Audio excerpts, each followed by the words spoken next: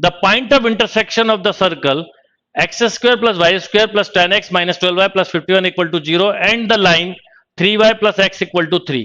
कई बार क्या होता है कि हम उन चीज को लेके परेशान होते हैं जो एग्जाम में पूछी नहीं जाती। सर्कल के क्वेश्चन किस तरह के आते हैं, कॉम्पिटिटिव क्वेश्चन की अप्रोच क्या होती है, दोनों अलग अलग चीजें। तो कई क्वेश्चन स्पेशली कोऑर्डिनेट के ऑप्शन से हो जाते हैं, इसलिए आप थोड़ा सा लॉजिकल अप्रोच के साथ पढ़ाई करो, आपको उसके ज्यादा फायदे मिलेंगे। इसको आप मेथड से करेंगे, टाइम लगेगा। Go for option. सबसे पहले देखिए कौन सा ऑप्शन सेटिस्फाई कर रहा है। जैसे इसको रखूं तो ये कितना बेटा 9 माइनस 6 इक्वल टू 3 कर रहा है। अगर मैं इसको रखूं तो नहीं कर रहा है।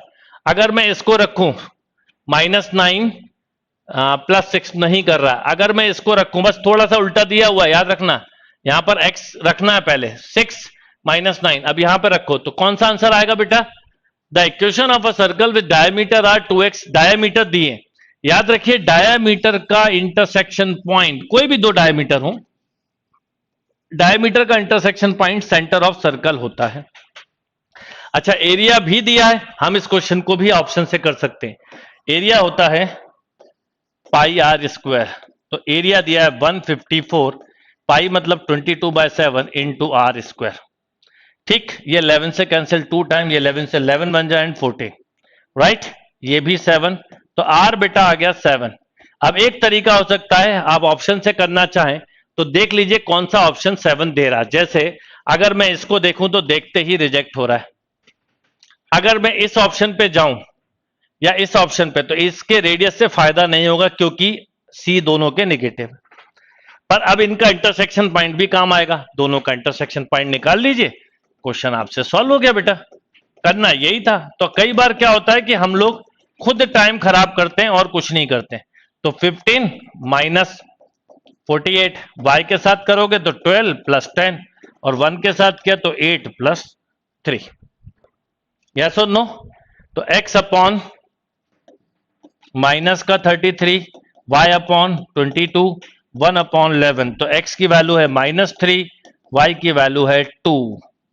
तो अब आपको सेंटर पता है -3 2, रेडियस पता है 7, तो प्लस का 6x माइनस का 4y, ये आंसर आ गया। ये क्वेश्चन पूछा है कि अगर दो सर्कल एक दूसरे को टच कर रहे हैं तो कौन सा स्टेटमेंट करेक्ट है। अब इसमें ऑब्वियसली ये क्वेश्चन अगर मेथड से करा तो समझ जाइए कि आपका काफी टाइम लगने वाला है। करने का तरीका ये था। तो अब ऐसे क्वेश्चन का सिलेक्शन आपको ध्यान रखना है कि नहीं। बाकी इस तरह के क्वेश्चन को standard question g f dash equal to g dash f, ये इसका आंसर होता है। याद रख पाओ तो अच्छा है, नहीं तो एग्जाम में सॉल्व करने में तो काफी ज्यादा टाइम लगेगा। क्योंकि क्या होगा आप समझिए, पहले आप इसका सेंटर निकालेंगे जो कि है -g -f, दूसरे का निकालेंगे जो कि है -g डैश -f डैश, फिर इसको रख के सॉल्व करेंगे। 2 बार स्क्वायरिंग होगा जब जाके आंसर आता है। ये है अपनी कंसेप्ट कि भाई कहां पर टाइम लग रहा है कहां नहीं। तो अगर मान लो आपने पहले से सॉल्व किया दिमाग में तो then okay, otherwise leave this question. Find the equation of the circle which passes through. अब देखो यहां पर एक वर्ड आ गया, क्या वर्ड आया? Passes through. बस यहीं पे क्वेश्चन खत्म हो गया। दिस पॉइंट और सेंटर लाइज दिस लाइन, यानी आपको पूरी तरह से 100% ऑप्शन वाला क्वेश्चन आया था। अब आप सोचिए कि आपकी प्रॉब्लम क्या है। अब आप किस ऑर्थो सेंटर पे उलझो ये भी नहीं पता। कई बार क्या होता है हम उन चीजों में कंफ्यूज हो जाते हैं जिसके लिए हमें नहीं होना चाहिए। करिए इस क्वेश्चन को। सबसे पहले पासिंग थ्रू बोला है -1 1, देख लीजिए कौन सा ऑप्शन कर रहा है कौन सा नहीं। जैसे इसमें देखिए 2 2 प्लस 2 प्लस 7 9 11 13 ये कर रहा है। ठीक, अगर ये कर रहा है तो ये नहीं कर रहा होगा, चेक ही मत करो। इसको देखो 1 प्लस 1 प्लस 2 प्लस 7 ये नहीं कर रहा है ना। 9 प्लस 2 11, ये भी खत्म और ये भी खत्म। तो A is a right answer. The lines 3x minus 4y plus 4 equal to 0 and 6x minus 8y minus 7 equal to 0 are tangent to the same circle. अगर सर्कल की टेंजेंट है और सेम सर्कल लिखा है तो एक चीज समझिए, अब आपको देख के ये तो समझ में आ गया। अगर मैं इसमें 2 का मल्टीप्लाई कर दूं तो ये दोनों इक्वेशन पैरेलल हैं। अगर सर्कल की दो इक्वेशन पैरेलल है और टेंजेंट है तो यही एक कंडीशन हो सकती है। तो इनके बीच का डिस्टेंस डायामीटर होता है। डिस्टेंस बिटवीन पैरेलल लाइन क्या होता है? कांस्टेंट का डिफरेंस अपॉन रूट ए स्क्वायर प्लस बी स्क्वायर। तो अगर मैं इसको करूं तो 8 माइनस माइनस प्लस अपॉन 10, तो ये आ गया बेटा 3/2। अब 3/2 ऑप्शन ए में दिया है। बहुत सारे बच्चे मिस्टेक से ए लगा सकते हैं, पर अच्छी बात है किसी ने भी नहीं दिया, मुझे बड़ी खुशी हुई, क्योंकि ये डायामीटर है, आपसे पूछा है रेडियस, तो बाय 2 और कर दीजिए, तो 3/4 is a right answer. Intersect orthogonally मतलब 2G1G2। टू सर्कल अगर ऑर्थोगोनली इंटरसेक्ट करते हैं तो ये उसका फॉर्मूला है,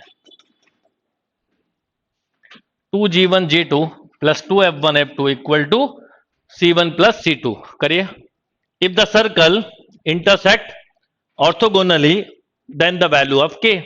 तो 2 इंटू G1 है, यहां पर X है ही नहीं तो बात ही प्रॉब्लम ही खत्म, plus 2K into K equal to 6 plus K।